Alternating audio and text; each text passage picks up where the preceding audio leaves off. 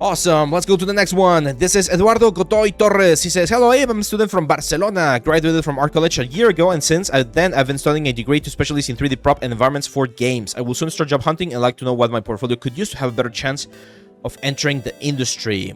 Okay, so you did not clarify if you... Oh, no, you did games. Okay, so awesome. Take a look. Well, okay, first things first, Eduardo, the one thing that I noticed is that the thumbnails are a little bit too busy. I understand what you're going for. I like that you're incorporating like the logos and the names and stuff, but I've shown you this exercise before. Take one of this, like place it on the ArtStation main page and see how it looks with everything else. I do feel it's a little bit too difficult to appreciate. So for instance, this one looks very nice. I like it. I could definitely see this in the game. I really love the detail that you added right there. The texture is looking quite nice. Yeah, I love the stickers. Awesome. Yeah. This is a good prop. I really like it. I think you did well on this one. That's the high poly. Great presentation, by the way. We've talked about this type of polygons before. The fact that super long triangles can be a little bit tricky. Again, it's not that big of a deal right now, but oh, nice custom made alphas. Great. Yeah, this is great. Like this asset right here is really good because even though a guitar is relatively simple to do, I think you went above and beyond in this particular one and you created like way more elements. So that's great. I love this. Like keep that one. But again, I feel like this right here, like this one right here, I feel like that's a better thumbnail than what you have right now. Here, let me show you. So as you can see right now, it's a little bit difficult to appreciate this guy right here, right? Like because of the logo, of all of this information right there, of the name right there, so it becomes a little bit again tricky. If we go here, I really like this, like this one right here.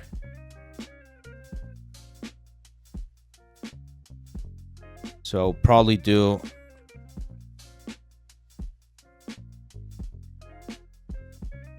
something like that.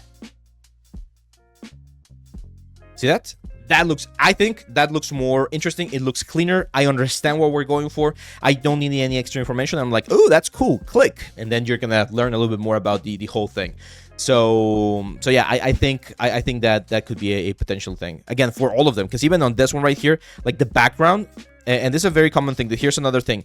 If you want to evaluate your thumbnails, I know it sounds so silly, but it is important. If you want to evaluate your thumbnails, go into an editing software, Control U this thing, desaturate the whole thing, and compare if the background of your prop it's the same color or the same like value as the prop itself. And as you can see, because you added this newspaper on the background and they're very close in value to the main like camera or bomb or C4 or whatever, it blends together. So we don't really see the whole thing. Same thing here, same thing here, same thing here. So you usually want to have a different value background so that your element pops a little bit more. So in this particular one, what I would do, let's see if Photoshop allows me to do it here with the smart like selection. Now here I'm gonna try something.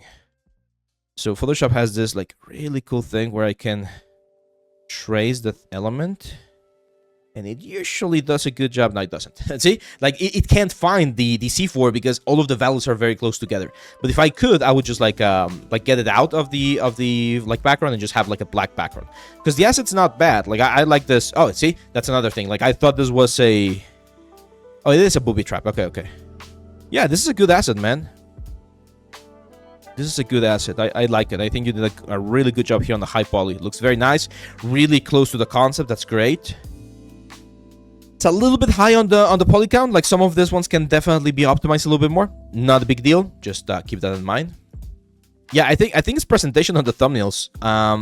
Now, this one right here is a little bit different. I'm going to be completely honest, and I'm not sure why this happens so much on Unreal. But I feel like people forget to turn on like certain features inside of Unreal to give this kind of like environments a little bit more depth. Right now it looks very flat. Like a lot of the elements, a lot of the materials, the builds, like everything looks very flat. Kind of reminds me of like a PlayStation 2 game, right? Where everything was like squares and boxy. So you might want to add a little bit of atmosphere if possible. You might want to add a little bit of like a vignette or a little bit of like post-production just to make this thing look a little bit more interesting. So it's very important that we do a little bit of that, because it does look flat. Like I don't think this particular environment is as powerful. See the difference? Like, this is what we have here on the actual like concept, and it looks way more lit. There's way more light. Yours looks way too dark, so you might want to like turn the lights back on. And the destruction on the builds, that's another important part. See how chaotic the builds look? They don't look like perfect boxes. They look way more chaotic. Yours look perfect, like completely perfect. Like, I can see the repetition everywhere. This is where tools like Mesh, for instance, inside of Maya could work a little bit to just like break up the obvious like repetition of the whole thing. I like the fact that you did all of these assets, but again, they just look too perfect. Like this like perfect stack right there. You want to have a little bit more chaos following your concept. This one's good. Yep, I like it. Nice. You were using the parametric materials. This is what I was talking about, guys. Like creating materials to be able to incorporate, remove elements. That's great. Like this right here, that's gold. That's awesome. Yeah, that's a good piece. This one I'm not particularly fond of. I think the materials look a little bit too flat again. I'm not sure if you were going for like a hand-painted kind of like style, but I don't think it's that good of an asset, to be honest. If you were to give it another pass into texturing and the shader department especially, I think this could look a little bit better. But again, I see a lot of like the common stuff, right? Like metal edgeware, dirt everywhere, same values all over the place. So there's no specific place where I should be looking at. And then this one looks pretty interesting. Yeah, nice. There's some anatomy stuff on the like torsos here that could definitely be improved. But I like the fact that you tackled like this really big wall. Nice, tileable material there. Did you do this with Substance Designer? Oh no, you sculpted this. Wow. Yeah, those are great. Yeah, there you go. Masking. That's awesome. Yep. Yeah, more. Yeah, okay. This one's good. Again, I feel like technically speaking is really good. Quality-wise, because of some anatomy stuff, it's not exactly up to the level that you might need, but it's a good piece. I would not take this one out. Yeah, I think you have really good chances, man. Like, your stuff is solid. I would probably give it, again, a little bit of a pass here to the thumbnails just to make them a little bit more interesting. Try to remove a little bit of the noise. You don't need all of that noise, and just make it cleaner and more easy to understand, okay? What's wrong with the anatomy? That's a great question. So when you have a character like this, muscles change a little bit. So it's important that we, of course, look at the reference, right? So when arms are raised above the body, what you're gonna see is that there's gonna be a little bit of a lump right here.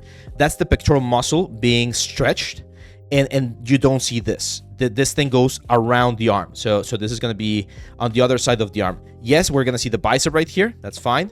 But then, for instance, we are missing the very important muscles from the, what's the word? From the arm here. So the external carparadialis longus and the brachioradialis, they're going to be going in this direction right here. So those give a little bit of silhouette right there. We might miss a little bit more right there. Over here, we're going to see a little bit more of the deltoid. Of course, the elbow. And then here, very important, that's the latissimus dorsi. So that should be like pushing up towards the arm like this. We should be seeing a little bit more of the ribcage border right here, the serratus anterior right here. So it's just like making sure that this thing is a little bit more, again, precise. It's not like extremely wrong or extremely like off, but there are certain anatomy things that we do need to clean up to make sure that this looks as best as it can. So that's the kind of stuff that I would like fix on the anatomy. And there was another statue, yeah, this one right here with some similar problems. So let's copy this here. There we go. So in this one in particular, same stuff here with the arm. So there are a bunch, like a couple of muscles here. They're called the extensor carparadialis longus, and they will go around the arm like this, and they help with the silhouette quite a bit. So you want to really have them right there to give you the shape of the arm, right? Then here, pectoral muscle. Again, I understand this is like a zombie and we're not going to be seeing every single muscle, but it's just some of the forms feel a little bit weak. Like this one right here, I'll probably push them and then keep a little bit more straight for the element. Like just a little bit more gesture. We cover a lot of this on the anatomy course. So yeah, good stuff, Eduardo. I like it. I think you're in a good position. Like I would, of course, as you guys know, the industry is on a...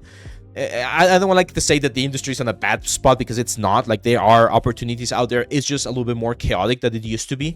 So, but this gives you like really good chances. Like you're in a really good spot. I think we just polish that and do a couple more pieces. You're gonna be fine.